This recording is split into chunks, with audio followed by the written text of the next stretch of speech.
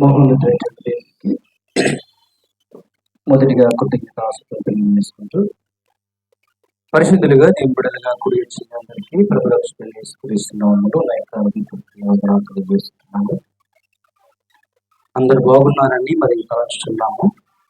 దేవుని మహాకృపను బట్టి దేవుడు గ్రహించినటువంటి తన ఉచితమైన కృప చేతను ప్రేమ చేతను కాచి కాపాడి వీళ్ళందరినీ సచివాలకు పెంచుకొని జీవమును ఊపిన గురించి అనేక మంది బిడ్డల యొక్క దినాన్ని చూడలేకపోయినప్పటికీ దేవుడు తన ఉచితమైన కృప చేతను వాళ్ళ కాచి కాపాడి ఈ యొక్క ఆదివార దినమున మనము ఆయన సన్నిధిలో ఆయన ఆత్మతోనూ సత్యముతోనూ మరి మనము ఆరాధన చేసుకోవడానికి దేవుడు ఇచ్చినటువంటి యొక్క అమూల్యమైన సమయాన్ని బట్టి దేవునికి మనం ఎంతగానో కృతజ్ఞతలు తెలియపరచుకుంటున్నాము. కొద్ది మాటలు మనం పరిశుద్ధ నుంచి మరి నేర్చుకుంటున్నప్పుడు ఒక దినాన మనము కొద్ది మాటలు మనం పరిశుద్ధంగా నుంచి పరిశీలించుద్దాం. మనం ఆలోచన చేసినప్పుడు మరి ప్రతి మనుషులు కూడా మరి బ్రతుకుచున్నటువంటి బ్రతుకు దేవుడిచ్చినటువంటి కృప, జీవిస్తున్నటువంటి జీవితము దేవుడిచ్చినటువంటి దయ, ఆయన ఇచ్చినటువంటి కృప. మరి ప్రతి ఒక్కరు కూడా మనం అంటుంటాం, ఎవరైనా మరి హాస్పిటల్లో ఉన్నప్పుడు దేవుని దయ వలన బ్రతికాడండి, దేవుని దయ వలన యాక్సిడెంట్ నుంచి తప్పించబడ్డాడు, ఆయన కృప అండి అంటుంటాం. అవునా? ఏంటండి అసలు ఆ కృప అంటే ఏంటి? కృప కృప అంటుంటాం మనం కదా. అసలు ఏంటి ఆ కృప గురించి దేవుడు ఏం చెప్తున్నాడు? కృప అంటే ఏంటి అసలు? ప్రశ్న ఏంటక్క కృప అంటే? చెప్పాలి. కృప అంటే ఏంటి? అర్హత లేని వారికి అర్హత ఇవ్వటం, ఇంకా దేవుని దయ, దేవుని ప్రేమ. దేవుని దయ, దేవుని ప్రేమను రెండింటిని కలిపితేనే కృప అనేటువంటిది నిర్వచనం మనము గ్రంథం నుంచి పరిశోధన చేస్తున్నాం. కృప అంటే సహోదరులు చెప్పినట్లు అర్హత లేనటువంటి వారికి దేవుడు ఉచితంగా ఇచ్చేటువంటి దయ, ఆశీర్వాదము, ప్రేమ, రక్షణ. ఇది మనుషుల సాధ్యమవుతుందా అంటే కాదండి. ఇది క్రియల వలన కాదు, దేవుని యొక్క ప్రేమ మరియు దయ వలన మాత్రమే అనుగ్రహించబడుతుంది కృప. కృప అనేటువంటి దానికి మనము నిర్వచనము తెలుసుకోవాలి. కృప అంటే దేవుని యొక్క దయ, దేవుని యొక్క ప్రేమను కలిపితే మనకు కృప అనబడుతుంది. మనం ఆలోచన చేసినప్పుడు, ఇందాక చదివిన లేఖన భాగాన్ని చూసినప్పుడు, ఎపిసి రాసిన పత్రిక మనం గమనిస్తుంటున్నప్పుడు ఎపిసిలకు రాసిన పత్రిక 2వ అధ్యాయము మనం గమనించినప్పుడు ఏం తెలియపరచబడుతుందండి? విశ్వాసమందు కృపచేతనే మీరు విశ్వాసము ద్వారా కృపచేతనే రక్షించబడి ఉన్నారు అంటుంది. ఇది మీ వలన కలిగినది కాదు. మనం ఆలోచన చేసినప్పుడు మీరు విశ్వాసము ద్వారా కృపచేతనే రక్షించబడి ఉన్నారు. కృపచేత అంటే, కృప అంటే అక్కడ మనకి దేవుని దయ వలన, దేవుని యొక్క ప్రేమ వలన మనము రక్షించబడి ఉన్నాం. ఇది ఏ మనిషి వలన కూడా కలిగినది కాదు, అది దేవుడు మనకు ఉచితంగా అనుగ్రహించినటువంటి వరం అంటున్నాడండి. ఇది దేవుని వరమే అంటున్నాడు. మనం ఆలోచన చేసినప్పుడు ఈ యొక్క కృపకు మూలం ఎవరండి? ఈ కృప అనుగ్రహించబడడానికి మూలకర్త ఎవరు? మేము కృప ద్వారానే రక్షించబడి ఉన్నాము. ఎవరు దీనికి ప్రధాన కారకులు ఎవరని మనం గమనించినప్పుడు, గ్రంథాన్ని పరిశీలన చేస్తుంటున్నప్పుడు, యోహాను రాసినటువంటి సువార్త 1వ అధ్యాయాన్ని గమనిస్తుంటున్నప్పుడు, ప్రతి మనిషి కూడా కృప ద్వారానే రక్షించబడి ఉన్నాడు. యోహాను సువార్త మనం ఆలోచన చేస్తుంటున్నప్పుడు 1వ అధ్యాయాన్ని గమనిస్తుంటున్నప్పుడు 16-17 వచనాలు మనం గమనిస్తుంటున్నప్పుడు,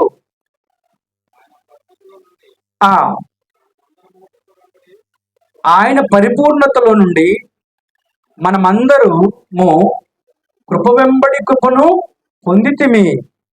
ధర్మశాస్త్రము మోషే ద్వారా అనుగ్రహింపబడెను, కృపయు సత్యమును యేసుక్రీస్తు ద్వారా కలిగెను.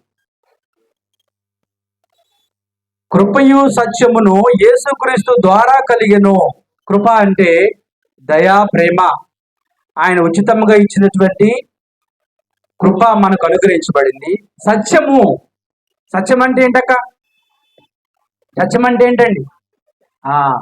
యోహాను సువార్త 17:17 ఏం చెప్తుందండి? నీ యొక్క వాక్యమే సత్యము, వాక్యమందు వారిని ప్రతిష్ఠించుము, నీకు వాక్యమే సత్యము అనేటువంటి విషయం మనకు తెలుసు. ఆయన ద్వారానే మనకు జీవము అనుగ్రహించబడింది, నిత్య జీవం ప్రసాదించబడింది. దీనికి ప్రధానమైనటువంటి కారకుడు, కృప యొక్క మూలం ఏంటంటే యేసుక్రీస్తు ద్వారా లభిస్తుంది.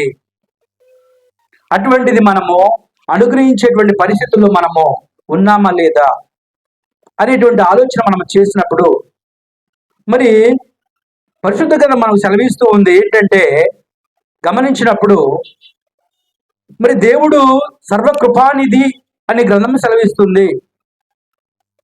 మనం ఆలోచన చేసినప్పుడు అర్హత లేని వ్యక్తికి అర్హతనిచ్చేటువంటిది కలిగించడము కృప, అనర్హులకు దీవెనలు ఇవ్వడము కృప, ఏ యోగ్యత లేనటువంటి వారికి కృప అనుగ్రహించబడటము, కలిగించటము కృప, దేవుని యొక్క ప్రేమ. ఏ యోగ్యత లేనటువంటి మనకు దేవుడు అనుగ్రహించినటువంటి ప్రేమ, ఆయన దయ రెండు కలిపితేనే మనకు మరి కృప అనేటువంటిది అనుగ్రహించబడుతుంది. తీతు రాసినటువంటి పత్రిక 2వ అధ్యాయం మనం గమనిస్తుంటున్నప్పుడు, తీతు రాసినటువంటి పత్రిక 2వ అధ్యాయం మనం గమనిస్తుంటున్నప్పుడు 11-12 వచ్చిన మనం గమనించినప్పుడు, ఏలైనగా సమస్త మనుషులకు రక్షణకరమైన దేవుని కృప ప్రత్యక్షమై మన భక్తిహీనతను, ఇహలోక సంబంధమైన దురాశలను విసర్జించి శుభప్రదమైన నిరీక్షణ నిమిత్తము. చాలండి, మనం ఆలోచన చేసినప్పుడు సమస్త మనుషులకు రక్షణకరమైన దేవుని కృప ప్రత్యక్షమైంది. ఎలాగూ ప్రత్యక్షమైందండి? ఎలా ప్రత్యక్షించబడిందండి? కల్వరిగిరిలో ఆయన మన కొరకు ప్రత్యక్షించబడినటువంటి ప్రత్యక్షత మనం చూసాము, మనకు కనబడింది. క్రీస్తు ప్రభువారి ద్వారా మనకు ఆ కృప మనకు కనబడుతుంది, ప్రత్యక్షమైంది. దేవుని యొక్క ప్రేమ ప్రత్యక్షపరచబడింది, వెల్లడిపరచబడింది. ప్రేమ అంటే అర్థమైందండి. ప్రేమ అంటే ప్రత్యక్షపరచబడటము, వెల్లడిపరచబడటము, దాన్ని చూపించడము. అది కల్వరిగిరిలో యేసుక్రీస్తు వారు చూయించాడు, ప్రత్యక్షపరిచాడు. ఏలైనగా సమస్త మనుషులకు రక్షణకరమైన దేవుని కృప ప్రత్యక్షమై మనము భక్తిహీనతను, ఇహలోక సంబంధమైన దురాశను విసర్జించి శుభప్రదమైన నిరీక్షణ నిమిత్తము, అనగా మహాదేవుడును మన రక్షకుడైన యేసుక్రీస్తు మహిమ యొక్క ప్రత్యక్ష కొరకు ఎదురు చూచుచు ఈ లోకములో స్వస్థ బుద్ధితోనూ నీతితోనూ భక్తితోనూ బ్రతుకుచుండవలనని మనకు బోధించుచున్నది. ఆ ప్రత్యక్షత ఆయన యొక్క కృప మనకు బోధించుచున్నది. మనం ఆలోచన చేసినప్పుడు మన రక్షకుడైన యేసుక్రీస్తు మహిమ యొక్క ప్రత్యక్షత కొరకు ఎదురు చూస్తున్నామా? మరి ఆయన కృపలో ప్రవేశించే వారికి మనం ఉంటున్నామా? మనం ఎంతవరకు అర్హత లేనటువంటి మనకు అర్హతను అనుగ్రహించాడు క్రీస్తు ప్రభు వారి ద్వారా. మనము ఎంతవరకు దాన్ని పొందుకునే బిడ్డలుగా ఉంటున్నాం? అదే తీతు రాసిన పత్రిక 3వ అధ్యాయము 4వ వచనాన్ని గమనించినప్పుడు, 3వ అధ్యాయము 4వ వచనాన్ని గమనిస్తుంటున్నప్పుడు, మన రక్షకుడైన దేవుని యొక్క దయయు మానవుడి ఎడల ఆయనకున్న ప్రేమయు ప్రత్యక్షమైనప్పుడు మనము నీతిని అనుసరించి చేసిన క్రియల మూలంగా కాక తన కనికరము చొప్పుననే పునర్జన్మ సంబంధమైన స్నానము ద్వారాను పరిశుద్ధాత్మ మనకు నూతన స్వభావము కలుగచేయడం ద్వారాను మనలను రక్షించాను. మనం ఆలోచన చేసినప్పుడు ప్రతి మనిషికి కూడా ఆయన యొక్క దయ, ఆయన యొక్క కృప కనికరము ద్వారానే రక్షించబడి ఉన్నాడు. ఏ మనిషి వల్ల కూడా సాధ్యపడినటువంటి ఆయన కృప మనల్ని పిలుస్తుంది. ఆయన కృప మనల్ని ఈ లోక సంబంధమైన దాని నుంచి మరి విడిపించబడాలని మన రక్షకుడైన దేవుని యొక్క దయ, ఆయన మానవుడిలో ఆయనకున్న ప్రేమ ప్రత్యక్షమవుతున్నా కానీ మనుషు మాతృలకు మనం ఏమాత్రం కూడా దానిని లెక్క చేయటం లేదు. సువార్త ద్వారా మనుషుల్ని పిలుస్తుంది కృప. ఈనాడు ఆ యొక్క దయ, ఆయన మనుషుల ఎడల ఆయనకున్నటువంటి ప్రేమ పరచబడినప్పటికీ దానిని పొందుకోలేటువంటి బిడ్డలుగా మనం ఉంటున్నామేమో. మరి ఆయనకు మన ఇళ్ళలో ఉన్నటువంటి ఆ యొక్క ప్రేమను, ఆ యొక్క కనికరాన్ని నేను ఎంతవరకు గమనించగలుగుతున్నాం? ఎంతవరకు దాని పట్ల మనము అవగాహన కలిగి ఉంటున్నాం? ఆయన అయితే చెప్తున్నాడు, సమస్త మనుషుల ఏమన్నాడండి? దేవుని యొక్క దయయు మానేడల ఆయనకున్న ప్రేమయు ప్రత్యక్షమైనప్పుడు మరి పరచబడింది. క్రీస్తు ప్రభువారి గురించి నీకు నాకు తెలుసు. ఆయన కల్వరిగిరిలో బలియాగమయ్యాడని. ఆయన ప్రేమను ప్రత్యక్షంగా నేను ఎంతవరకు మన హృదయంలోకి పోనించేటువంటి వారి ఉంటున్నాం? ఎంతవరకు ఆయన కృపయడల మనము పాతుకుపోయిన వారికి ఉంటున్నాం? ఆలోచన చేయాలి. ఇంకా మనం ఆలోచన చేస్తుంటున్నప్పుడు దేవుడు సర్వకృపానిధి అని గ్రంథము తెలియజేస్తుంది. మనం ఆలోచన చేస్తుంటున్నప్పుడు పేతురు రాసినటువంటి మొదటి పత్రిక 5వ అధ్యాయం మనం గమనిస్తుంటున్నప్పుడు 10వ వచనం మనం చూస్తున్నప్పుడు దేవుడు సర్వకృపానిధి. 5వ అధ్యాయము 10వ వచనము, తన నిత్య మహిమకు క్రీస్తునందు మిమ్మును పిలిచిన సర్వకృపానిధి దేవుడు కొంచెము కాలము తానే మిమ్మల్ని పూర్ణులుగా చేసి బలపరచును. చాలండి. తన నిత్య మహిమకు క్రీస్తునందు మిమ్మల్ని పిలిచిన సర్వకృపానిధి దేవుడు, క్రీస్తునందు మిమ్మల్ని పిలిచిన సర్వకృపానిధి దేవుడు క్రీస్తునందు మనల్ని పిలుస్తున్నాడండి. క్రీస్తులోకి నేను ప్రవేశించాలని నన్ను పిలుస్తున్నాడు. ఆ కృప చేతనే నేను రక్షించబడాలని ఆయన పిలుపు. ఎలా పిలుస్తున్నాడండి? సువార్త ద్వారా పిలుపు అనుగ్రహించబడుతుంది. ఆ సువార్త ద్వారా పిలుపు అనుగ్రహించబడిన మనకు ఆ యొక్క నిత్య మహిమకు క్రీస్తునందు మిమ్మల్ని పిలిచిన సర్వకృపానిధి దేవుడు కొంచెం కాలము మీరు శ్రమపడిన పిమ్మట తానే మిమ్మల్ని పూర్ణులుగా చేసి స్థిరపరిచి బలపరచు.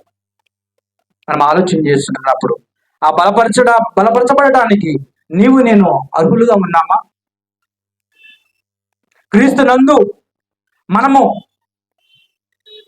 ఆయనలోకి ఆయన నిత్య మహిమను మనం పొందుకునే బిడ్డలుగా ఉండాలని, క్రీస్తునందు నేను నిత్య జీవాన్ని పొందుకోవాలని ఆయన పిలుస్తున్నాడు. మరి నేను దానికి యోగ్యులుగా ఉండటానికి ఇష్టపడుతున్నామా? ఆయన సర్వ సమృద్ధి కలవాడు, కృపా సమృద్ధి కలవాడు. మరి దావీదు మహారాజు చెప్తున్నాడు, కీర్తన 103వ కీర్తన మనం ఆలోచన చేసినప్పుడు, 103వ కీర్తన మనము పరిశీలన చేస్తుంటున్నప్పుడు, 103వ కీర్తన మనము చూస్తుంటున్నప్పుడు ఆయన కృపా సమృద్ధి గలవాడు. 103వ కీర్తన ఆలోచన చేస్తుంటున్నప్పుడు 8వ వచనం మనం గమనిస్తుంటున్నప్పుడు, యెహోవా దయాదాక్షిణ్యపూర్ణుడు, దీర్ఘశాంతుడు, కృపా సమృద్ధి గలవాడు. మన దేవుడు, నేను నమ్మిన దేవుడు కృపా సమృద్ధి గలవాడు. ఆయన ఎదురు చూస్తున్నాడు, ఎంతో పూర్ణుడుగా, దయాదాక్షిణ్య పూర్ణుడు. నా రక్షణ కోసము ఆయన ఎంతగానో ప్రాధేయపడుతున్నాడు.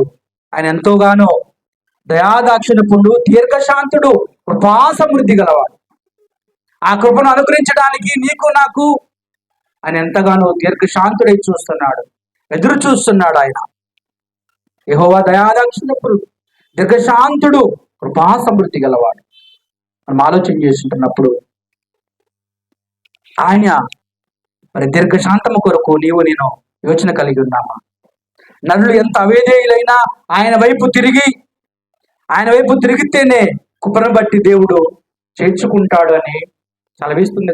ఎంత కఠిన హృదయాన్నైనా, ఎంత మొండు బారినటువంటి హృదయాలనైనా దేవుడు ఎంత అవిధేయులైనప్పటికీ ఆయన వైపు తిరిగినప్పుడు ఆయన కృపను బట్టి దేవుడు చేర్చుకుంటాడు అనేటువంటి విషయం మనకు అర్థమవుతుంది.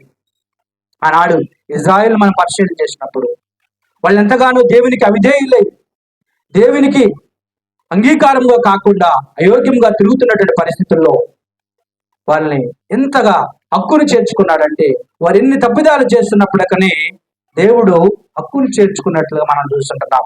నెహెమ్యా గ్రంథం మనం పరిశీలన చేసినప్పుడు 9వ అధ్యాయం మనము పరిశీలన చేసినప్పుడు 28వ వచనాన్ని గమనించినప్పుడు, నెహెమ్యా గ్రంథము 9వ అధ్యాయము 28వ వచనం మనం పరిశీలన చేద్దాం.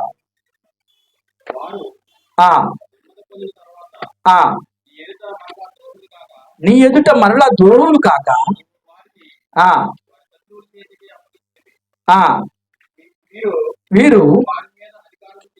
వీరు వారి మీద అధికారం చేశారు. వారు తిరిగి వచ్చి మొరపెట్టినప్పుడు ఆకాశమందుండు నీవు ఆలకించి నీ కృప చొప్పున అనేక మార్లు వారిని చూడండి. ఇజ్రాయిల్ జనాంగాన్ని మనం చూసినప్పుడు, అధ్యాయ గ్రంథం మనం ఆలోచన చేసినప్పుడు, మొత్తాన్ని మనం ఆలోచన చేసినప్పుడు వారు నెమ్మది పొందిన తర్వాత నీ ఎదుట మరలా ద్రోహులు కాగా నీవు వారిని వారి శత్రువుల చేతికి అప్పగించితివి.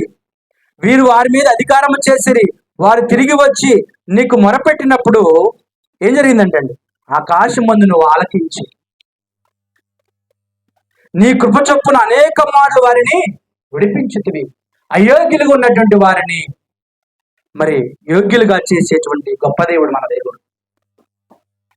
కృపచేత అనేక సార్లు ఇశ్రాయేలు జనాంగము మరి దేవుని మీద తిరుగుబాటు చేసినప్పుడు, దేవునికి అమోద్యోగంగా జీవించలేని పరిస్థితిలో ఉన్నప్పుడు వారు అనేక మార్లు దేవుని బాధ పెట్టినప్పటికీ ఏం చేశాడండి?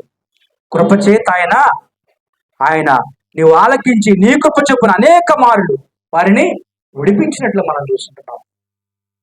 దేవుడు మనల్ని కూడా ఆలోచన చేసినప్పుడు మన జీవితంలో అనేక సార్లు అనేక పర్యాయాలు మరి మన యొక్క ఆలోచన బట్టి కానీ, మన పరిస్థితి ప్రభావాలను బట్టి కానీ, మరి మన యొక్క ఆలోచన విధానాన్ని బట్టి దేవుడు కృపచేత మనల్ని అంగీకరించే వాడిగా ఉన్నాడు.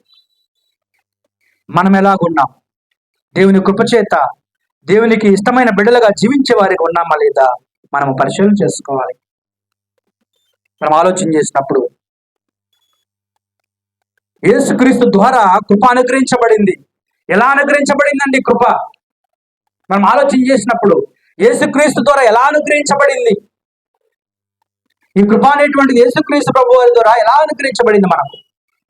యోహాను సువార్త 1వ అధ్యాయం మనం గమనించినప్పుడు, ఇందా చదివిన లేఖన భాగాలలో 16-17 వచనాలు చూసినప్పుడు యేసుక్రీస్తు ద్వారా ఎలా మనకు అనుగ్రహించబడిందండి కృప? ఆయన పరిపూర్ణతల నుండి మనమందరము కృప వెంబడి కృపను పొందితమి. మనం ఆలోచన చేసినప్పుడు ఆయన పరిపూర్ణతల నుండి మనమందరము కృప వెంబడి కృపను పొందితమి. ధర్మశాస్త్రం మోసే ద్వారా అనుగ్రహించబడదు. కృపయు సత్యమును యేసుక్రీస్తు ద్వారా కలిగిను.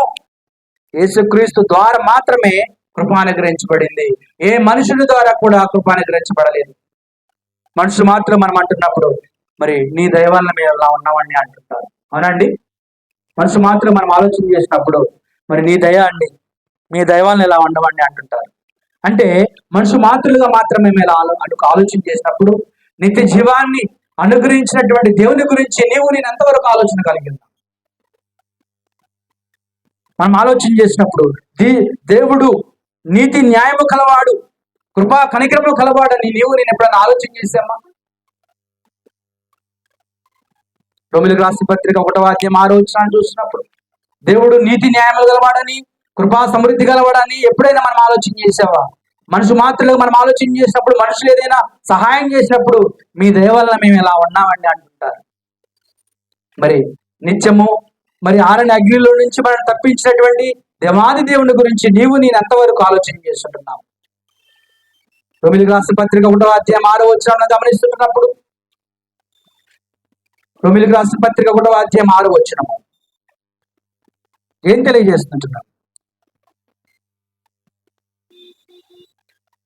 మనం ఆలోచన చేసినప్పుడు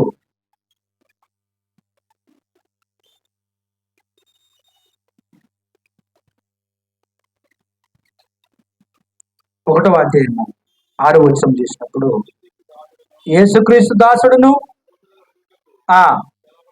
పిలువబడిన వాడును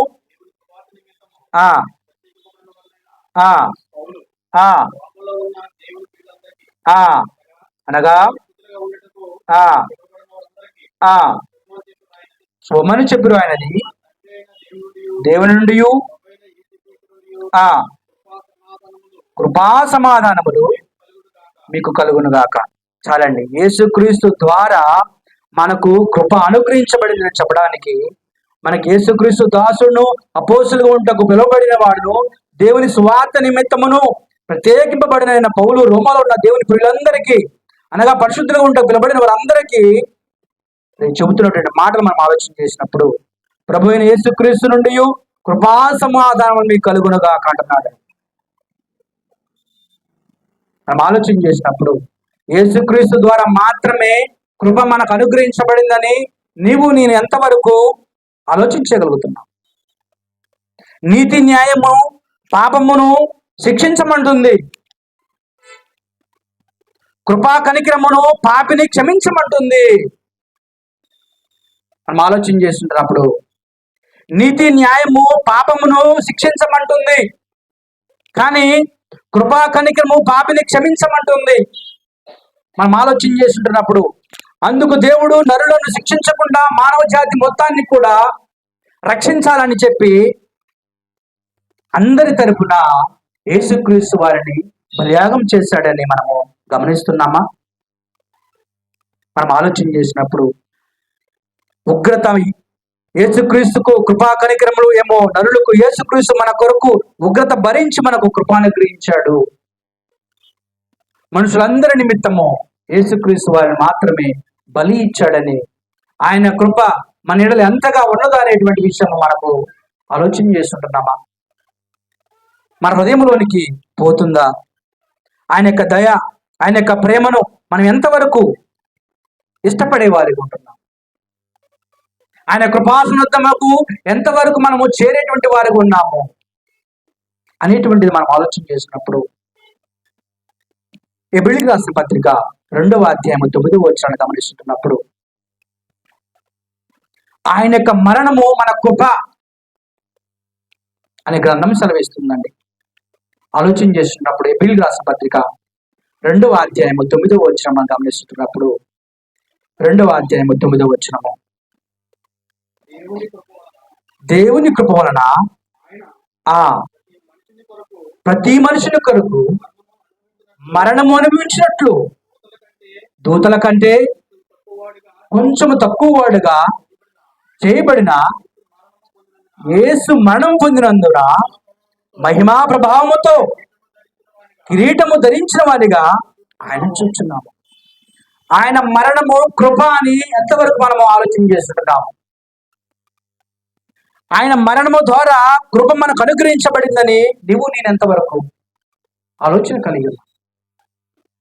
దేవుని కృప వలన ఆయన ప్రతి మనుషుని కొరకు మరణము అనిపించినట్లు, ప్రతి మనుషుని కొరకు మరణము అనిపించినట్లు దూతల కంటే కొంచెం తక్కువ వాడుగా చేయబడిన యేసు మరణము పొందినందున మహిమా ప్రభావముతో కిరీటము ధరించిన వాడిగా ఆయన చూస్తున్నాము. ఆయన మన కొరకు కల్వరికి యాగమయ్యాడని, ఆయన మరణము మనకు కృప అని మనం ఎంతవరకు గుర్తెరుగుతున్నాం? ఆయన మరణము పొందాడంటే అది నీనా కోసం అని ఎంతవరకు మనము ఆలోచన చేస్తుంటున్నాం? గమనించుకోవాలి. తిమోతి రాసినటువంటి రెండవ పత్రిక మనం గమనించినప్పుడు 1వ అధ్యాయము 9-10 వచనం మనం గమనిస్తున్నప్పుడు, 1వ అధ్యాయము 9-10 వచనాలు. ఆ ఆ ఆ ఆ ఆ ఆ ఆ తన కృపను బట్టి మనల్ని రక్షించి పరిశుద్ధమైన పిలుపుతో ఆయన మనల్ని పిలిచెను. ఆ క్రీస్తు యేసు మరణమును నిరర్ధకము చేసి ఆ ఆ ఆ వెలుగులోనికి తెచ్చాడు. సువార్త వలన వెలుగులోకి వచ్చింది ఆయన కృప. కృప పిలుస్తుంది, కానీ మనము దాన్ని నిర్లక్ష్యం చేస్తున్నాం. మన క్రియలను బట్టి కాక తన స్వకీయ సంకల్పం బట్టి అనాది కాలమునే ఏమంటండి, అనాది కాలముననే ఏమన్నాడు, అనాది కాలంలో క్రీస్తు యేసునందు మనకు అనుగ్రహింపబడినదియు క్రీస్తు యేసును మన రక్షకుని ప్రత్యక్షత వలన బయలుపరచబడినదైన తన కృపను బట్టి మనను రక్షించి పరిశుద్ధమైన పిలుపుతో ఆయన మనలను పిలిచెను. ఆ పిలుపుకు నీవు నేను లోబడుతున్నామా? ఆ క్రీస్తు యేసు మరణమును నిరర్ధకము చేసి జీవమును అక్షయతను సువార్త వలన వెలుగులోకి తెచ్చాడు. మరి సువార్త వలన మనం పిలువబడుతుంటే ఆ పిలుపుకు నీవు నేనెంతవరకు యోగ్యులుగా ఉంటున్నాం? ఎంతవరకు ఆయనతో సమాధానం పడేవారికి ఉంటున్నాం? అనాది కాలములో ఆయన చేసిన ప్రణాళికలో, అనాది కాలమందు ఆయన వేసినటువంటి ఆయన కృప ద్వారా బయలుపరచబడినటువంటి రక్షణ ప్రణాళికను నీవు నేను ఎంతవరకు ఆమోదయోగ్యులుగా ఉంటున్నావు? నీవు నేను ఎంతవరకు దాన్ని అంగీకరిస్తున్నావు? ఆయన ఎంత క్లియర్గా చెప్తున్నాడంటే, మన క్రియలను బట్టి కాక, ఏమంటండి, మన క్రియలను బట్టి కాక తన స్వకీయ సంకల్పం బట్టి అనాది కాలంలోనే క్రీస్తు యేసునందు మనకు అనుగ్రహింపబడినది. క్రీస్తు యేసు ద్వారానే కృప అనుగ్రహించబడిందని చెప్పబడుతుంది. ఆ మాటకు నీవు నేను ఎంతవరకు ఆమోదయోగ్యంగా ఉంటున్నావు? ఆయన మరణము మనకు కృప, ఆయన ద్వారా కృప బయలుపరచబడింది. ఈ కృప ఎక్కడ ప్రత్యక్షమైందండి? కల్వరిలో ప్రత్యక్షమైంది. తీతు రాసిన పత్రిక 2వ అధ్యాయం 11 వచనం గమనిస్తున్నప్పుడు ఈ యొక్క కృప ఎక్కడ ప్రత్యక్షమైందండి? తీతు రాసిన పత్రిక 2వ అధ్యాయం 11 వచనం గమనిస్తున్నప్పుడు 2వ అధ్యాయము సమస్త మనుషులకు ప్రత్యక్షమై మనము భక్తిహీనతను లోక సంబంధమైన దురాశను విసర్జించి శుభప్రదమైన నిరీక్షణ నిమిత్తము నీవు నేను నిరీక్షణ కలిగి ఉండాలని, శుభప్రదమైన నిరీక్షణ నిమిత్తము అనగా మహాదేవుడును మన రక్షకుడైన యేసుక్రీస్తు మహిమ యొక్క ప్రత్యక్ష కొరకు ఎదురు చూచుచు ఈ లోకంలో స్వచ్ఛబుద్ధితోను నీతితోను భక్తితోను బ్రతుకుచున్నవాలని మనకు బోధించుచున్నది. ఆ బోధకు నీవు నేను ఎంతవరకు అంగీకరిస్తున్నావు? బోధించబడుతుంది నిజమే, వాస్తవమే. ఆ బోధకు నీవు నేను ఎంతవరకు అంగీకార యోగ్యంగా ఉంటున్నావు? సిలువలో కృప ప్రత్యక్షమైందని నీవు నేను ఎంతవరకు ఆలోచన కలిగి ఉన్నా? సమస్త మనుషులకు రక్షణకరమైన దేవుని కృప ప్రత్యక్షమైనా కానీ మనుషులు కల్వరి గిరిలో ప్రత్యక్షమైనా కానీ ఆ యొక్క కృప కొరకు కనిపెట్టేవారిగా ఉండలేకపోతున్నాం. ఆ కృపను మనము ఆస్వాదించలేకపోతున్నాం. ఆయన దయను ప్రేమను ఆస్వాదించలేకపోతున్నాం. మన హృదయంలోకి చోటు లేకపోతున్నాం. ఆయన కృప పిలుస్తుంది. సిలువలో ప్రత్యక్షంగా మన కోసము ఆయన పెట్టినటువంటి కల్వరిగిరిలో పెట్టినటువంటి యొక్క ప్రాణము మనము నిర్లక్ష్యం చేస్తున్నాం. వింటున్నామే కానీ దానిని హృదయంలోకి పోనీలేని బిడ్డలుగా ఉంటున్నాం. మనం ఆలోచన చేసినప్పుడు సిలువలో కృప ప్రత్యక్షమైంది. దానికి నీవు నేను ఎంతవరకు అంగీకారయోగ్యంగా ఉంటున్నాం ఆలోచించేయాలి. యోహాను సువార్త 1వ అధ్యాయం చదివినప్పుడు క్రీస్తు పరిపూర్ణతలో నుండి మనము కృపను పొందాము. యేసుక్రీస్తు ద్వారా మనకు కృప అనుగ్రహించబడింది. ఇందా చదివామండి. మనకు కృపయు ప్రసాదించడానికే ప్రభువు తను తాను తగ్గించుకొని వచ్చాడు. ఆయన ప్రేమను, ఆయన యొక్క దయను చూపించడానికే ప్రత్యక్షంగా యేసుక్రీస్తు ప్రభు భూలోకానికి వచ్చాడని నేను ఎంతవరకు గమనిస్తుంటున్నావు? ఆ కృపను నేను పొందుకోవాలని, ఆయన ప్రేమను, దయను, కనికరాన్ని మనం పొందుకోవాలని తన్ను తను తగ్గించుకొని ధనవంతుడై ఉన్నటువంటి ఆయన దరిద్రుడుగా, హీనుడుగా, అయోగ్యుడిగా మన కోసము, అయోగ్యులైనటువంటి మన కోసము తన ప్రాణాన్ని కల్వరిగిరిలో ప్రత్యక్షంగా చూపించాడు. తన కృపను ప్రత్యక్షంగా చూపించినప్పటికీ మన హృదయం తెరవబడటం లేదు. మన హృదయం ఎంతవరకు ఆయనకి ఇవ్వలేకపోతుంటాం. ఆయన కృప ప్రత్యక్షమైనప్పటికీ దాన్ని అంగీకరించలేటువంటి యొక్క హృదయము ఎంతగా ఉంది మనం ఆలోచించాలి. కల్వరిగిరిలో నీ కోసం, నా కోసం 2024 సంవత్సరాలు గతించిపోతున్నప్పటికీ ఆ కృపను మనం పొందలేని స్థితిలో మనం ఉన్నామేమో గమనించుకోవాలి. మన పరిస్థితి ఎలాగో ఆయన అయితే కనిపెడుతున్నాడు. దీర్ఘశాంతము గలవాడు, కృపా సమృద్ధి గలవాడు. నీ కోసం, నా కోసం ఏం చేస్తున్నాడు? కనిపెడుతున్నాడు ఆయన. ఎందుకండి? మారుతారేమో, నా బిడ్డలు నా కృపను పొందే బిడ్డలుగా ఉంటారేమో అని చెప్పి ఆయన ఎంతగానో ఎదురు చూస్తున్నాడు. మనమైతే ఎలాగున్నాం? దాన్ని ఆస్వాదించడానికి, దాన్ని అంగీకరించడానికి యోగ్యులుగా ఉన్నామా, అయోగ్యులుగా ఉంటున్నామా? ఎలాగున్నాం? ఆయన అయితే తన్ను తను తగ్గించుకొని ఎంతగా అంటే ధనవంతుడయ్యండి దరిద్రుడుగా, దీనుడుగా, మరి ఆయన పుట్టినటువంటి ఊరిని గమనించినప్పుడు ఒక కురుగ్రామంలో జన్మించిన వాడిగా మనం చూస్తున్నాం. ఆయన ధనవంతుడయ్యండి దరిద్రుడుగా మన కోసం వచ్చిన పరిస్థితి మనం చూసినప్పుడు మన పరిస్థితి ఏంటి? అంత తగ్గించుకున్నాడంటే ఆ కృపను నేను పొందుకోవాలని, ఆ నిత్య జీవము మనకు అనుగ్రహించబడాలని ఆయన ఎంతగానో తగ్గించుకున్నాడు. మనం ఎంతగా తగ్గించుకుంటున్నాం? ఆయన మాటలకి విధేయతను ఎంతవరకు కనపరుస్తున్నాం మనం? ఆ విధేయతను నేను చూపించలేనప్పుడు మన జీవితము వ్యర్థం. ఆ విధేయత మనం కనపరచలేనప్పుడు ఈ జీవితానికి అర్థము లేదండి. ఆయన ఎంతగా అంటే పరమదేవుడు, మహాదేవుడు, కృపా సమృద్ధి కలిగినటువంటి నా దేవుడు అంతగా తగ్గించుకున్నప్పుడు ఆ మాటలకు, ఆయన చెప్పినటువంటి మాటలకు, క్రీస్తు చెప్పిన మాటలకు విధేయతను కనపరిచినటువంటి మనము ఎలాగున్నామో పరిచయం చేసుకోవాలి. ఆయన చెప్తున్నాడు, నరుని అయోగ్యత, నరుడు అయోగ్యుడు. ఆ అయోగ్యుడికి ఏం చేశాడో తెలుసా? ఆయన ఒకసారి గ్రంథాన్ని పరిశోధన చేసినప్పుడు శత్రువులుగా ఉన్న మన కోసం ఆయన ఏం చేశాడో చూద్దాం. రోమిలికి రాసిన పత్రిక 5వ అధ్యాయం మనం గమనించినప్పుడు నరుడు అయోగ్యుడని గ్రంథం సెలవిస్తుందని మనం ఆలోచన చేసినప్పుడు అల్పుడమైనటువంటి మన కోసము, ఆయన శత్రువులమైన మన కోసము ఆయన ఏం చేశాడంటే రోమిలికి రాసిన పత్రిక 5వ అధ్యాయం 6 నుంచి మనం ఆలోచన చేసినప్పుడు ఎలయనగా బలహీనమై ఉండగా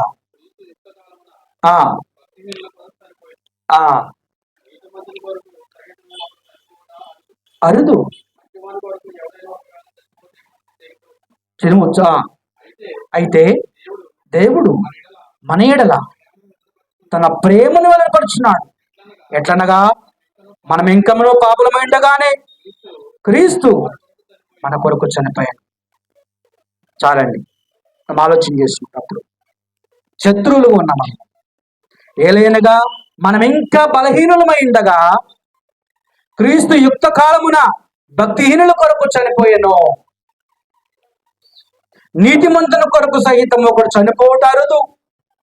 మంచివాని కొరకు ఎవడైనా ఒకవేళ తెగింపవచ్చును. అయితే దేవుడు మన ఎడల తన ప్రేమను వెల్లడిపరుచున్నాడు. ఏ విధంగా వెల్లపరిచాడండి? తన ప్రేమను ఏ విధంగా వెల్లపరిచాడక? ఏ విధంగా వెల్లపరిచాడండి? ఏ విధంగా? శిలువ మరణం పొందినంతగా ఆయన వెల్లపరిచాడు. ఆయన చనిపోయినా కానీ మనము మారలేని పొజిషన్లో ఉన్నాము. ఆయన ఏదో అనుగ్రహించి చేశాడంటే, దీవెనలు ఇచ్చాడంటే, ఆనాటి కాలంలో ఇశ్రాయేలుకు అనేకమైనటువంటి తెగుల నుంచి, అనేకమైన బాధల నుంచి ఆయన్ని నడిపించాడండి. అనేకమైన అద్భుత కార్యాలు, ఆశ్చర్యకార్యాలు చేసి ఏం చేశాడండి? వాళ్ళని నడిపించాడు కదా, అనేకమైన అద్భుతాలు చేసి, అనేకమైన ఆశ్చర్యకారాలు చేసి. ఎందుకు? వాళ్ళని నమ్ముతాడని, వాళ్ళని దేవుణ్ణి నమ్ముతారని చెప్పి దేవుడు చేశాడు. కానీ యుక్త కాలమున ఈనాడు ఏం చేశాడండి? ఆయన ఎలా చూపించాడండి? మరణము పొందినంతగా ఆయన ప్రేమను చూపించిన మనిషి సత్యాన్ని తెలుసుకోవడం లేదు. సత్య మార్గములో రక్షణ భాగ్యాన్ని పొందుకోవడానికి ఈ హృదయము రావడంలా. ఆయన అద్భుతాలు, ఆశ్చర్యకారులు, అనేకమైన క్రియలు, సూచక్రియల ద్వారా దేవుణ్ణి నమ్మాలని చెప్పి అనేక సార్లు ఇజ్రాయెల్ జనాంగాన్ని నడిపించాడు. అనేక సార్లు కృపను బట్టి వాళ్ళని విడిపించాడు. ఆనాడు యుక్త కాలమున ఈనాడు ఏం చేశాడండి? ఆయన ప్రేమను కల్వరిగిరిలో ప్రత్యక్షపరిచినప్పటికని, చనిపోయినప్పటికని, ప్రేమను అంతగా చూపించినప్పటికని మనిషి మారటం లేదు. ఎంత మాత్రము ఆయన కృపను పొందుకోవడానికి అయోగ్యులుగా ఉంటున్నాడు, కానీ యోగ్యుడిగా ఇష్టపడటం లేదు. శత్రువులమైన ఉన్న మనలను, శత్రుత్వంగా ఉన్నటువంటి మనలను ఆయన కల్వరిగిరిలో ఆయన ప్రేమ ద్వారా సమాధానపరిచాడు. మరి మనం ఎంతవరకు ఆయనతో సమాధాన పడటానికి ఇష్టపడుతున్నాం? చచ్చిన వారమైన మనం ఏమన్నాడండి? ఎఫెసీయులకు రాసిన పత్రిక 2:1 నుంచి మనకు తెలుసు. చచ్చిన వారమైన మనం ఏం చేస్తున్నాడు? ఎఫెసీయులకు రాసిన పత్రిక 2వ మనం ఆలోచన చేసినప్పుడు, చచ్చిపోయిన మన జీవితము ఇప్పుడు మనం బ్రతికున్నామని మనం అనుకుంటున్నామేమో, కాదు. పాపములో ఉన్నామంటే మనము చచ్చిన వారి కింద లెక్క. కానీ ఆయన ఏం చేస్తున్నాడంటే, చచ్చిపోయిన మనల్ని ఏం చేస్తున్నాడు? బ్రతికిసా. మీ అపరాధముల చేతను, పాపముల చేతను మీరు చచ్చిన వారై ఉండగా ఆయన మిమ్మల్ని క్రీస్తుతో కూడా బ్రతికించను. మనం ఆలోచన చేసినప్పుడు, మనం బాప్తిసం లేకుండా బ్రతికున్నామంటే దేవుని దృష్టిలో ఎలా ఉన్నామండి?